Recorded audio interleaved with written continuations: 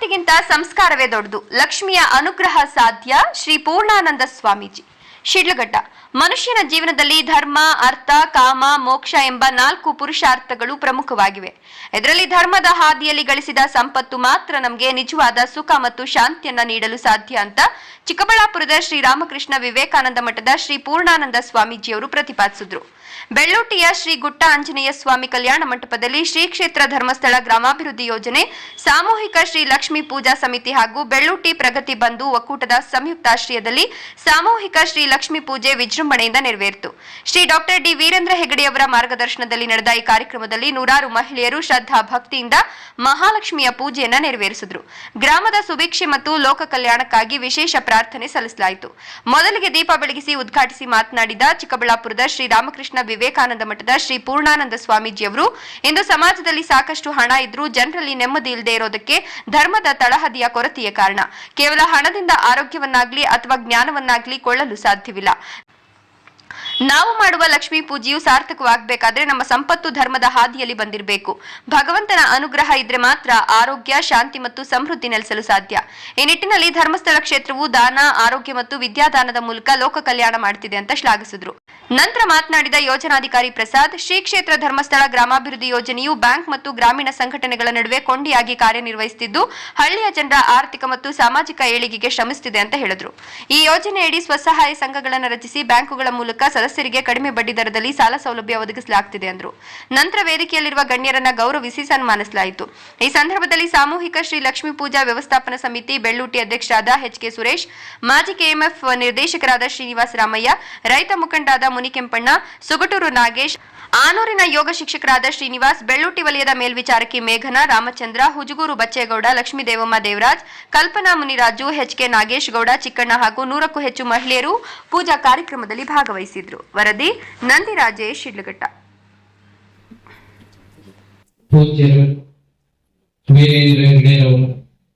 ಹಾಗೂ ಅವರಿಗೆ ಸಹಕಾರವನ್ನು ನೀಡಿದ ಅನೇಕ ಮಂದಿ ದೈವ ಭಕ್ತರು ಈ ಒಂದು ಲೋಕ ಕಲ್ಯಾಣ ಕಾರ್ಯವನ್ನು ನೆರವೇರಿಸ್ತಾ ಇದ್ದಾರೆ. ಶಿಡ್ಲಘಟ್ಟದ ಬೆಳ್ಳೂಟಿ ಗ್ರಾಮದಲ್ಲಿ ಇವತ್ತೇನು ಆಯೋಜನೆ ಆಗಿದ್ದು, ಈ ಒಂದು ಕಾರ್ಯಕ್ರಮದಲ್ಲಿ ನೀವೆಲ್ಲ ಕೂಡ ಭಾಗವಹಿಸಿ ಜಗನ್ಮಾತೆಯನ್ನ ಪೂಜಿಸಿ ಪ್ರಾರ್ಥನೆ ಮಾಡುತ್ತೀವಿ. ಈ ಸಂದರ್ಭದಲ್ಲಿ ನಾವು ತಿಳ್ಕೋಬೇಕಾಗಿರುವಂತಹ ವಿಚಾರ, ನಮಗೆ ಹಿರಿಯರು ಮಹಾತ್ಮರು ಒಂದು ಸೂತ್ರವನ್ನು ಕೊಟ್ಟಿದ್ದಾರೆ. ನಾವು ಯಾವುದೇ ಒಂದು ಕಾರ್ಯವನ್ನು ಮಾಡಬೇಕಾದ್ರೂ ಯಾಕೆ ಮಾಡಬೇಕು ಅಂತ ತಿಳ್ಕೋಬೇಕು. ನಂತರ ಹೇಗ್ ಮಾಡ್ಬೇಕು ಅನ್ನೋದು ನಮ್ಗೆ ಗೊತ್ತಾಗುತ್ತೆ.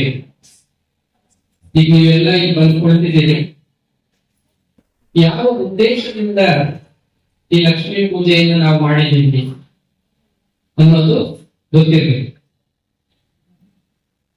ಕಾರ್ಯಕ್ರಮ ಇದನ್ನ ಆಯೋಜನೆ ಮಾಡಿರುವಂತ ಉದ್ದೇಶ ಏನು, ಕಾರ್ಯಕ್ರಮಕ್ಕೆ ಬಂದಿರೋರಿಗೆ ಗೊತ್ತಿರಬೇಕು. ಶಾಸ್ತ್ರದಲ್ಲಿ ತಿಳಿಸೋ ಹಾಗೆ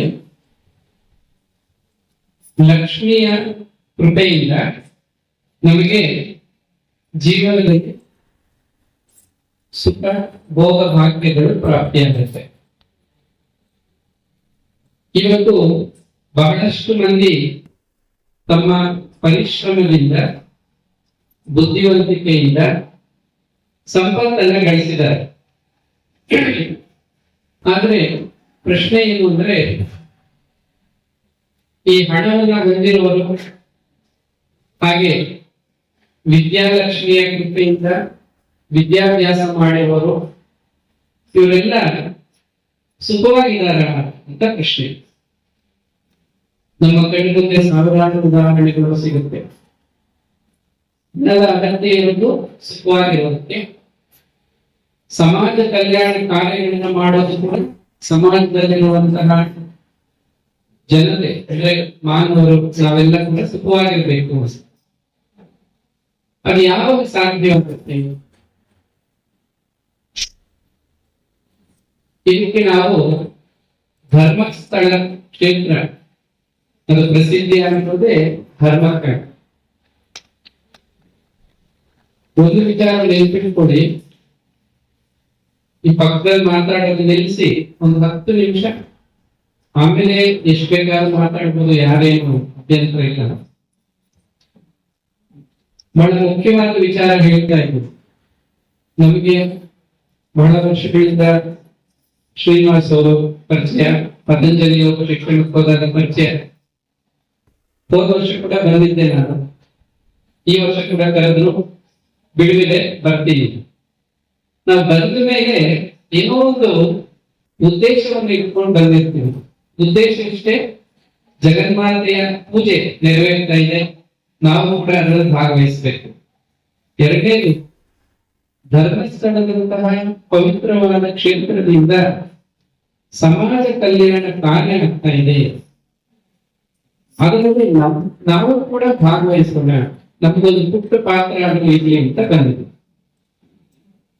ಒಂದೆರಡು ಒಳ್ಳೆ ಮಾತುಗಳನ್ನು ಹೇಳಬೇಕು ಅಂತ ಹೇಳಿದ್ದಾರೆ ವಿಚಾರಗಳು. ಭಗವದ್ಗೀತೆಯಲ್ಲಿ ಇದು ಸ್ಪಷ್ಟವಾಗಿದೆ. ಒಂದೆರಡು ಮಾತು ಹೇಳ್ತೀನಿ, ಕೆಲವೇ ನಿಮಿಷ. ಇದು ಜೀವನದಲ್ಲಿ ನೆನಪಿಟ್ಕೋಬೇಕು, ನಮ್ಮೆಲ್ಲರಿಗೂ ಅನ್ವಯಿಸಬೇಕು. ಅದೇನು ಅಂದ್ರೆ,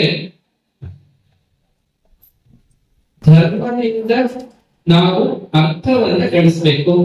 ಧರ್ಮ, ಅರ್ಥ, ಕಾಮ, ಮೋಕ್ಷ ಅಂತ ಚತುರ್ವಿಧ ಪುರುಷಾರ್ಥಗಳಿದೆ ಪ್ರತಿಯೊಬ್ಬ ಮನುಷ್ಯನಿಗೂ. ಧರ್ಮ, ಅರ್ಥ, ಕಾಮ, ಮೋಕ್ಷ. ಧರ್ಮದಿಂದ ಅರ್ಥ ಅಂದ್ರೆ ಸಂಪತ್ತು ಅಂತ, ಹಣ, ವಿದ್ಯೆ ಇತ್ಯಾದಿ ಇವೆಲ್ಲವೂ ಕೂಡ ಸೇರ್ಕೊಂಡು.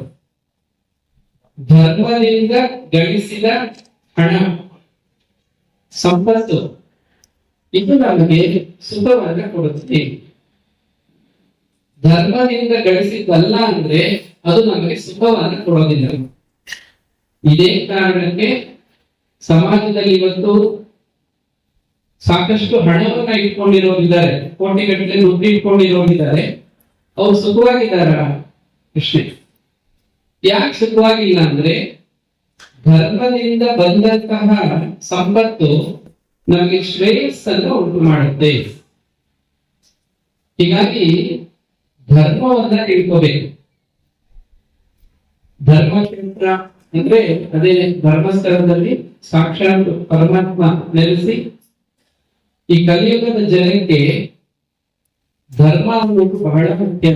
ಧರ್ಮದಿಂದ ಜೀವನ ಮಾಡಿ ನೀವು ಸುಖವಾಗಿರುತ್ತೇವೆ. ಆರೋಗ್ಯ ಇದ್ರೆ ಮನುಷ್ಯ ಸುಖವಾಗಿರೋದು ನಮ್ಗೆಲ್ಲ ಗೊತ್ತಾಗಿದೆ. ಹಣದಿಂದ ಆರೋಗ್ಯವನ್ನ ಕೊಂಡ್ಕೊಳ್ಳೋಕಾಗೋದಿಲ್ಲ, ಹಣ ಕೊಟ್ಟು ಜ್ಞಾನವನ್ನ ಕೊಂಡ್ಕೊಳ್ಳೋಕಾಗೋದಿಲ್ಲ. ಇದನ್ನೆಲ್ಲ ಪಡ್ಕೋಬೇಕಾದ್ರೆ ನಾವು ಭಗವಂತನ ಅನುಗ್ರಹಕ್ಕೆ ಪಾತ್ರರಾಗಬೇಕು. ಯಾರಿಗೆ ಭಗವಂತನ ಅನುಗ್ರಹ ಪ್ರಾಪ್ತಿಯಾಗಿದೆಯೋ ಅವರಿಗೆ ಆರೋಗ್ಯ, ಸುಖ, ಶಾಂತಿ, ಅಭ್ಯುದಯ ಅಂದ್ರೆ ಸಮೃದ್ಧಿ ಎಲ್ಲವೂ ಕೂಡ ಸಿಗುತ್ತೆ. ಇದು ಆಗ್ಬೇಕು, ಎಲ್ಲರೂ ಕೂಡ ಸುಖವಾಗಿರ್ಬೇಕು. ಸರ್ವೇ ಜನ ಸುಖಿನೋ ಭವಂತು. ಈ ಒಂದು ಶಾಸ್ತ್ರವಾಕ್ಯವನ್ನ ಗಮನದಲ್ಲಿಟ್ಕೊಂಡು ಶ್ರೀ ಕ್ಷೇತ್ರ ಧರ್ಮಸ್ಥಳದ ವತಿಯಿಂದ ಕಷ್ಟದಲ್ಲಿರೋರಿಗೆ ಧನದ ಸಹಾಯ, ಆರೋಗ್ಯ ಇಲ್ಲದಿರೋರಿಗೆ ಆರೋಗ್ಯವನ್ನು ಕೊಡುವಂಥದ್ದು, ವಿದ್ಯಾಭ್ಯಾಸ ಮಾಡಕ್ಕೆ ಅನಾನುಕೂಲ ಇರುವಂತ ಮಕ್ಕಳಿಗೆ ಸಹಕಾರ ಕೊಡೋದು, ಇವೆಲ್ಲ ಮಾಡ್ತಾ ಇದೆ. ಈಗ ಮುಖ್ಯವಾದ ವಿಚಾರ ಇನ್ನೊಂದಿದೆ, ಒಂದು ಉದಾಹರಣೆ ಹೇಳ್ತೀನಿ. ಭಾಗವತದಲ್ಲಿ ಒಂದು ಘಟನೆ ನಡೆಯುತ್ತೆ. ಸಮುದ್ರ ಮಂಥನ ಅಂತ. ದೇವತೆಗಳು ಅಸುರಗಳು ಇಬ್ಬರು ಸೇರಿಕೊಂಡು ಸಮುದ್ರವನ್ನು ಮಂಥನ ಮಾಡಿದ್ರು. ಸಾಕ್ಷಾತ್ ನಾರಾಯಣನೇ ಅದಕ್ಕೆ ಸಲಹೆ ಕೊಟ್ಟಿದ್ರು, ನೀವು ಸಮುದ್ರ ಮಂಥನ ಮಾಡಿ, ಆಗ ನಿಮಗೆ ಅಮೃತ ಸಿಗುತ್ತೆ. ಆ ಅಮೃತದಿಂದ ನೀವು ಅದನ್ನ ಪಡ್ಕೊಂಡು ಸುಖವಾಗಿರ್ತೀರಾ, ಮೃತ್ಯುವನ್ನ ಗೆಲ್ತೀರಾ ಅಂತ ದೇವತೆಗಳಿಗೆ ಹೇಳಿದ್ರು. ಇಬ್ರು ಸೇರಿದ್ರು, ಸಮುದ್ರ ಮಂಥನ ಆಯ್ತು. ಅಮೃತ ಬರುವುದು ಮೊದಲು ಬಂದಿದ್ದು ವಿಷ. ನೋಡಿ, ಯಾಕೆಂದ್ರೆ ನಮ್ಮ ಜೀವನದಲ್ಲೂ ಅಷ್ಟೇ, ನಮ್ಮ ಹೃದಯದಲ್ಲೂ ಅಷ್ಟೇ, ನಮಗೆ ಜ್ಞಾನ ಬರಲು ಮುಂಚೆ ಅಜ್ಞಾನ ಆವರಿಸಿಕೊಂಡಿರುತ್ತೆ. ಅಜ್ಞಾನ ನಿವಾರಣೆ ಆದ್ಮೇಲೆ ಜ್ಞಾನ ಸಿಗುತ್ತೆ ನಮಗೆ. ಹಾಗೆ ಕಷ್ಟಗಳು ಕಳೆದ ಮೇಲೆ ಸುಂದರ ದಿನಗಳು ಬರುತ್ತೆ. ಮೊದಲೇನಾಯ್ತು, ವಿಷ ಬಂತು, ಅದನ್ನ ಶಿವ ಹಾಲಾಗಲ ವಿಷವನ್ನ ಪಾನ ಮಾಡಿ ವಿಷಗಂಟನಾದ ಸ್ವಲ್ಪ ಲೋಕವನ್ನ ಉದ್ಧಾರ ಮಾಡ್ತಾರೆ. ನಂತರ ಅನೇಕ ದಿವ್ಯವಾದ ವಸ್ತುಗಳೆಲ್ಲ ಬರುತ್ತೆ, ಕಲ್ಪವೃಕ್ಷ, ಕಾಮಧೇನು ಇತ್ಯಾದಿಗಳೆಲ್ಲ ಬರುತ್ತೆ. ಅದಾದ್ಮೇಲೆ ಬರುವಂತದ್ದು ಮಹಾಲಕ್ಷ್ಮಿ. ಮಹಾಲಕ್ಷ್ಮಿ ಪ್ರಕಟ ಆಗಿದ್ದು ಸಮುದ್ರದಿಂದ, ಸಮುದ್ರ ಮಂಥನದ ಸಮಯದಲ್ಲಿ. ಹಾಗಾಗಿ ಲಕ್ಷ್ಮಿ ಕ್ಷೀರ ಸಮುದ್ರ ರಾಜತನಯ ಶ್ರೀರಂಗ ಧಾಮೇಶ್ವರಿ. ಕೇಳಿದ್ದೀರ ಈ ಒಂದು ಸ್ತೋತ್ರವನ್ನು? ಕ್ಷೀರ ಸಮುದ್ರದಿಂದ ಯೋಜನೆ ಬಿಸಿ ಟ್ರಸ್ಟ್ ಆಗಿ ಕಾರ್ಯನಿರ್ವಹಿಸ್ತಾ ಇದೆ. ಬ್ಯಾಂಕ್ ಮತ್ತೆ ಸಂಘದ ಮತ್ತೆ ಕೊಂಡಿಯಾಗಿ ಗ್ರಾಮಾಭಿವೃದ್ಧಿ ಯೋಜನೆ ಕೆಲಸ ಮಾಡ್ತಿದೆ. ಧರ್ಮಸ್ಥಳ ಗ್ರಾಮಾಭಿವೃದ್ಧಿ ಯೋಜನೆ ಬ್ಯಾಂಕ್ ಅಲ್ಲ, ಬ್ಯಾಂಕ್ ಮತ್ತೆ ಸಂಘದ ಮಧ್ಯೆ ಕೊಂಡಿಯಾಗಿ ಗ್ರಾಮಾಭಿವೃದ್ಧಿ ಯೋಜನೆ ಕಾರ್ಯನಿರ್ವಹಿಸ್ತಾ ಇದೆ. ಯೋಜನೆ ಮೂಲಕ ಸ್ವಸಹಾಯ ಸಂಘಗಳನ್ನ ರಚಿಸಿಕೊಂಡು ಆ ಸಂಘವನ್ನ ಬ್ಯಾಂಕ್ ಲಿಂಕ್ ಮಾಡುವುದರ ಮೂಲಕ ಬ್ಯಾಂಕಿನಿಂದ ಸದಸ್ಯರಿಗೆ ಅತ್ಯಂತ ಕಡಿಮೆ ಬಡ್ಡಿಯಲ್ಲಿ ಸಾಲ ಸೌಲಭ್ಯಗಳನ್ನ ಕೊಡಿಸುವಂತಹ ಕಾರ್ಯಕ್ರಮವನ್ನ ಗ್ರಾಮಾಭಿವೃದ್ಧಿ ಯೋಜನೆ ಮಾಡ್ತಾ ಇದೆ. ಇವತ್ತು ಈ ಭಾಗದಲ್ಲಿ ಒಟ್ಟು 6 ಆರ್ಥಿಕ ಬ್ಯಾಂಕ್ಗಳು ಯೋಜನೆ ಮಾಡಿರುವಂತಹ ಸ್ವಸಹಾಯ ಸಂಘ ಪ್ರತಿಬಂಧು ಸಂಘಗಳಿಗೆ ಸಾಲ ಕೊಡ್ತಾ ಇದ್ದಾರೆ. ಈ ಭಾಗದಲ್ಲಿ ಕರ್ನಾಟಕ ಗ್ರಾಮೀಣ ಬ್ಯಾಂಕಿನವರು ಸ್ವಸಹಾಯ ಸಂಘಗಳಿಗೆ ಸಾಲವನ್ನು ಕೊಡ್ತಿದ್ದಾರೆ. ಗ್ರಾಮಾಭಿವೃದ್ಧಿ ಯೋಜನೆ ಸಾಮಾಜಿಕ, ಧಾರ್ಮಿಕ, ಆರ್ಥಿಕ ರಂಗಗಳಲ್ಲಿ ಸೇವೆ ಸಲ್ಲಿಸ್ತಾ ಇದೆ. ಇವತ್ತು ಧಾರ್ಮಿಕವಾಗಿ ಸಾಮೂಹಿಕ ಸತ್ಯನಾರಾಯಣ ಪೂಜೆ ಇರ್ಬೋದು, ಸಾಮೂಹಿಕ ವರಮಹಾಲಕ್ಷ್ಮಿ ಪೂಜೆ ಇರ್ಬೋದು, ಅಥವಾ ದೇವಸ್ಥಾನಗಳ ಶಿಕ್ಷಣ ಕಾರ್ಯಕ್ರಮ ಇರ್ಬೋದು, ಇದು ಪ್ರತಿ ವರ್ಷ ಯೋಜನೆ ಮೂಲಕ ನಡೀತಾ ಇದೆ. ಈಗ ಅನೇಕ ಧಾರ್ಮಿಕ ಕಾರ್ಯಕ್ರಮಗಳು ತಾಲೂಕಿನಾದ್ಯಂತ ಯೋಜನೆ ಮೂಲಕ ಸೇವೆ ಮಾಡ್ತಾ ಬರ್ತಿದ್ದೇವೆ.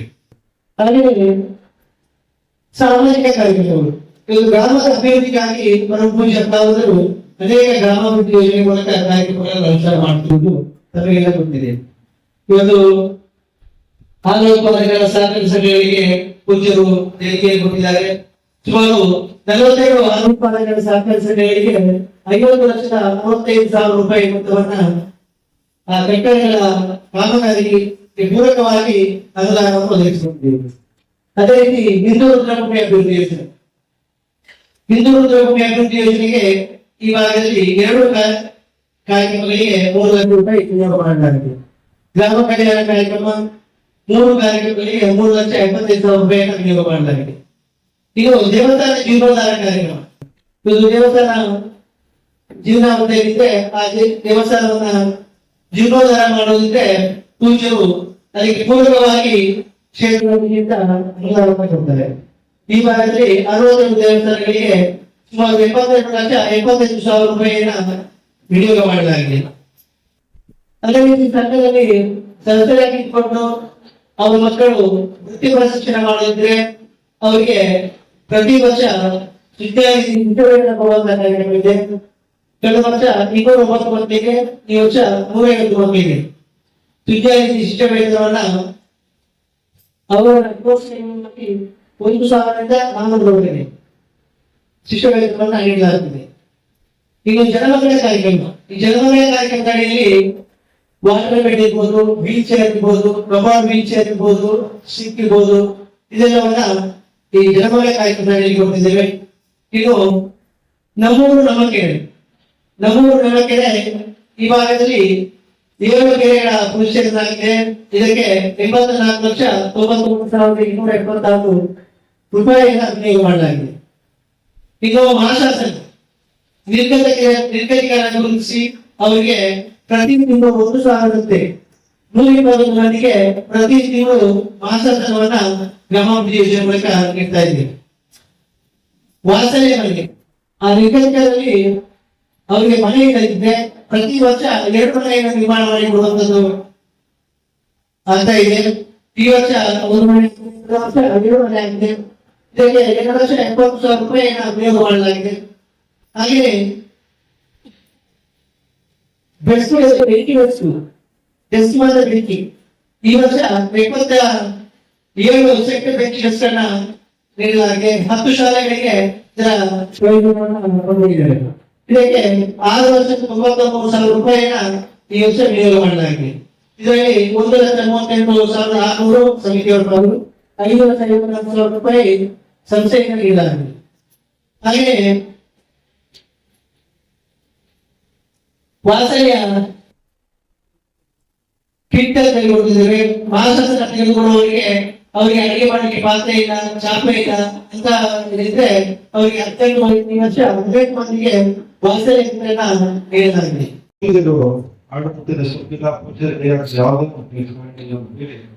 ಎಲ್ರಿಗೂ ಬರಲಾಗಿದೆ. ಇವತ್ತು ನಮ್ಮ ಬರೀ ತಾಲೂಕಿಗೆ 125 ಕೋಟಿ ಅಮೌಂಟ್ ಸಾಲವಾಗಿ ಕೊಟ್ಟು ಕಡಿಮೆ ದರದಲ್ಲಿ ಅದನ್ನ ತಗೋತಾ ಇದ್ದಾರೆ. ನಾವು ವಿಷಯವನ್ನು ಹೇಳಿದ್ರು, ಹಿಂದೆ ಎಲ್ಲ ನಮ್ಮ ಪುರುಷರು ನಾವೆಲ್ಲ ಸೇರ್ತಾ ಇದ್ವಿ. ಯಾವಾಗ ಒಂದ್ ಕಡೆ ಯಾವುದೇ ಒಂದು ಅಪರಾಧಗಳು ಮಾಡಿರ್ಬೋದು, ಒಂದು ಮಕ್ಕಳ ಅವಸರ ಶಿಕ್ಷೆ ಅವ್ರಿಗೆ ಸಾಲದಿಂದ ಇವತ್ತು ಯಾರಿಗೆ ಪೆನ್ಷನ್ ಅಂದ್ರೆ ಮಕ್ಕಳನ್ನ ಚೆನ್ನಾಗಿಸ್ತಾ ಇದ್ದಾರೆ. ಹಾಗೆ ನಮ್ಮ ಪೂಜೆಗಳು ಕಟ್ಟ ಕಡೆಯ ವ್ಯಕ್ತಿಗಳು ನಮ್ಮ ಸಾಲ ಸಾಕಷ್ಟು ಕಾರ್ಯಕ್ರಮದಲ್ಲಿ ನಡೆಸ್ಕೊಡ್ತಾ ಇದ್ದಾರೆ.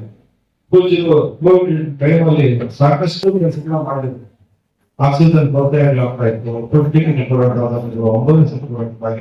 ಇವತ್ತು ಮಕ್ಕಳನ್ನ ಒಳ್ಳೆ ಪ್ರತಿಭಾವಂತ ನಗಿಸಿ ಲ್ಯಾಪ್ಟಾಪ್ ಕೊಡುವಂತದ್ದು, ಪ್ರೋತ್ಸಾಹ ಪ್ರೆಷರ್ ನಿಲ್ಲಿಸಬೇಕು, ಎಲ್ಲ ಇವತ್ತು ಕಾಂಟ್ರಾಕ್ಟ್ ಮಗ ಆಗ್ತಾ ಇದೆ. ನಿಮ್ಮ ಅಂತೇಳಿ ಮರಗಳಿಗೆ ಬೆಳೆಸೋದಕ್ಕೆ ಶುದ್ಧವಾದ ನೀರು ಕೊಡುವಂಥದ್ದು, ಶಾಲಾ ಕಾಲೇಜಿಗೆ ಟೀಚರ್ಸ್ ಇದ್ದೇ ಇದ್ರೆ ಟೀಚರ್ಸ್ ನ ನಿಮ್ಮ ಸಂಸ್ಥೆಯಿಂದ ಕೊಡುವಂತದ್ದಾಗಿರ್ಬೋದು, ಡಿಸ್ಟ್ರಿಕ್ಟ್ ಕೊಡುವಂತದ್ದಾಗಿರ್ಬೋದು.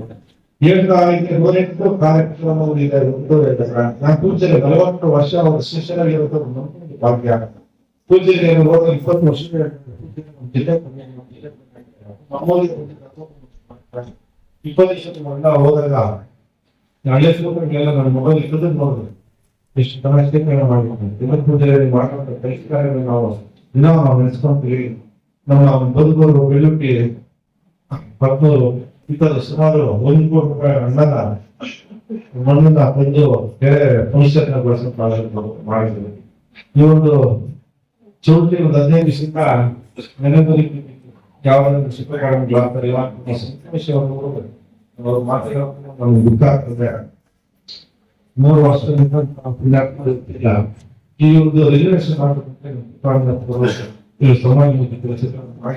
ಸಂತೋಷ ಸಂತೋಷ ಸಣ್ಣ ವಯಸ್ಸು 12 ವರ್ಷ ಅವರನ್ನು ನಾವು ಇಲ್ಲೇ ರಾಜ ಮಹಾರಾಜ ಕೇಳ್ತಾ ಇದ್ವಿ. ಗುಡಿ ಗೊಬ್ಬರ ಕೇಳಿದ್ರಂತೆ, ಕಲ್ಯಾಣ ಕಟ್ಟಿದ್ರಂತೆ, ಕೆರೆ ತೆಗೆದಂತೆ, ಆರೋಗ್ಯ ತೆಗೆದ್ರಂತೆ, ಇಂಥ ಒಂದು ಕೆಲಸನ 45 ವರ್ಷ ಒಂದು ಸಂತೋಷ ಕೆಲಸ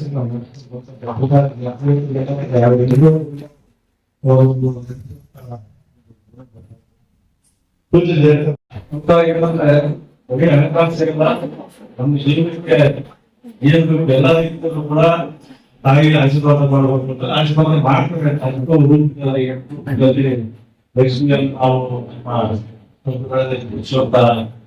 ಕೆಲಸ ಹೀಗಾಗಿ ಇವತ್ತು ನಮ್ಗೆಲ್ಲರೂ ಕೂಡ ತಾಯಿ ಎಲ್ಲ ರೀತಿಯಲ್ಲೂ ಪ್ರಮುಖವಾಗಿ ನಮ್ಮ ಜೀವನಕ್ಕೆ ಅನಿಷ್ಟೇ ನಾನು ಇವತ್ತು ಕೈಯಲ್ಲಿ ಬೆಳಕತ್ತೀನಿ. ಜೊತೆಗೆ ಇವತ್ತೇನು ಧರ್ಮಸ್ಥಳದ ಸಂಕಲ್ಪ ಕಾರ್ಯಕ್ರಮಗಳನ್ನ ನೋಡ್ತಾ ಇರ್ತೀವಿ. ವರ್ಷ ಪೂರ್ತಿ ಕಾರ್ಯಕ್ರಮಗಳನ್ನ ನಾವು ಮಾಡ್ತಾ ಇದ್ದಾರೆ. ಜೊತೆಗೆ ಇವತ್ತು ಇಡೀ ಗ್ರಾಮದಲ್ಲಿ ಕೂಡ ಏನು ಮಹಿಳಾ ಸಂಘಗಳು, ಸಹಾಯ ಸಂಘಗಳು ಅಂತ ಏನು ಮಾಡಿದ್ದಾರೆ. ನನಗೆ ಮಟ್ಟಿಗೆ ಒಂದು ಡ್ರೆಸ್ ಇಟ್ಕೊಂಡು ಯಾರು ಸಿಗಲ್ಲ. ಯಾಕಂದ್ರೆ ಪ್ರತಿ ಗ್ರಾಮದಲ್ಲೂ ಕೂಡ ಒಂದು ದರ್ಶನ ಕಾರ್ಯಕ್ರಮಗಳಲ್ಲಿ ಅವರು ಆಕ್ಟಿವ್ ಆಗಿ ಮಾಡ್ತಾರೆ. ಎಲ್ಲ ರೀತಿಯಲ್ಲೂ ಆ ಟ್ರಸ್ಟ್ ಇಂದ ಕೆಲವರು ಸ್ಮಾರಕ ಟ್ರಸ್ಟಿಂದ ನಾವು ಸೇರಿಸಲಾಗಿ ನಾನು ನಮ್ಮ ಉತ್ಪಾದಕರ ಸರ್ಕಾರ ಸೇವೆಯಲ್ಲಿ